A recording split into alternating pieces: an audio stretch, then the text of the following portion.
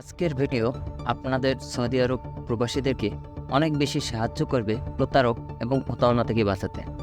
আপনার হাজার হাজার রিয়াল কাফালার মাধ্যমে লুটে নেওয়া থেকে আপনি বেঁচে নেবেন।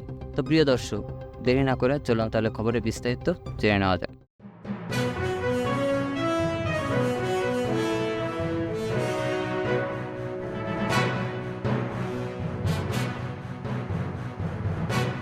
প্রথমে তারা কাফালা হতে পারবে না যাদের মধ্যে প্রথম লিস্টে আছে এখন টার্মিনেট বা প্রাপ্ত।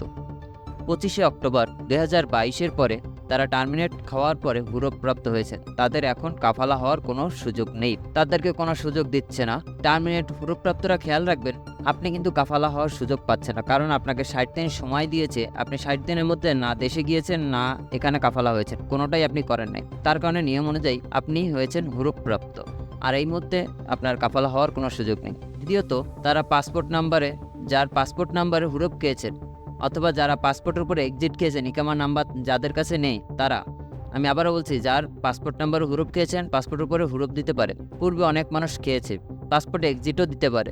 ট্রায়াল পিরিয়ডের মধ্যে আমরা সৌদি আরবে আসার 3 মাস পর্যন্ত আমাদেরকে সরকার ফ্রিতে সময় দেয়, এটাকে বলা হয় ট্রায়াল পিরিয়ড। এই ট্রায়াল পিরিয়ডের মধ্যে যাদের পাসপোর্ট নম্বর বা বর্ডার নাম্বারে বা একেবারে সহজ করে যদি বলি ভিসা নাম্বারের উপর এক্সিট দিয়েছে, তারা বৈধ হতে পারবে না। 3 নম্বর হলো হাউস ড্রাইভার বা আমেল মঞ্জিল, তাবাত মঞ্জিল, নারী গৃহকর্মী, এদেরকে যদি কফিল হুরুপ দিয়ে থাকে, এরা কোনোভাবেই কাফালা হতে পারবে না, না হচ্ছে না।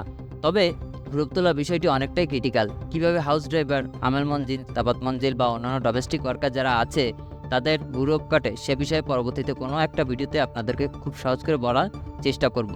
তবে সেটা অবশ্যই কফিল মারফতে। এরপরে তারা বৈধ হতে পারবেন না, সেটা হলো যারা এক্সিট খেয়েছেন। এক্সিট প্রাপ্তরাও প্রশ্ন করেন যে বৈধ হতে পারবো কিনা, কোনোভাবে পারবেন না, কারণ আপনার ভিসা ক্যান্সেল হয়ে গেছে। এখন করণীয় হলো আপনার কফিল যদি আপনার এক্সিট কেটে দিয়ে আপনাকে বৈধ হওয়ার অনুমতি দেয় অথবা সে যদি আপনার ইকামা বানিয়ে দেয়, তবে আপনার জন্য সুযোগ রয়েছে। অন্যথায় আপনাকে যদি এক্সিট দিয়ে দেয়, আপনি কিন্তু অন্য কফিলের কাছে ট্রান্সফার হতে পারবেন না। তারপরে হলো রুকসাতুল আমেল খুরুজ নেহায়া খেয়েছেন। এটা হলো মুক্তবল আমেলের সিস্টেমে টাকা কমানোর জন্য মুক্তবলে সিস্টেমে এক্সিট দিয়ে ইকামা বানায়। এই নিয়মে যাদের ইকামা বানায় তাদের কাফেলাও হয় না, ইকামাও শেষ হলে ইকামাও হয় না। এমনকি তাদের যদি ইকামার মেয়াদ শেষ হয়ে যায়, তারাও দেশে যেতে পারবে না বৈধভাবে। তাছাড়া তারা ট্রান্সফার হওয়ার কোনো সুযোগ নেই।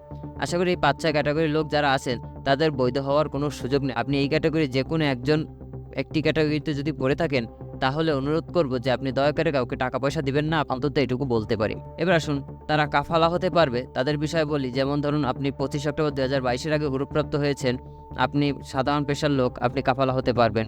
আপনার ইকামার মেয়াদ নেই, ইকামা হয় নাই, আপনার হুরুপ নেই, খুরুজ নেই, আপনি ইকামা নাম্বার তুলে কাফালা হয়ে যান। আর যদি ইকামার কার্ড থাকে বা নাম্বার থাকে, তাহলে খুব সহজে একজন কফিল ধরে আপনি কাফালা হন।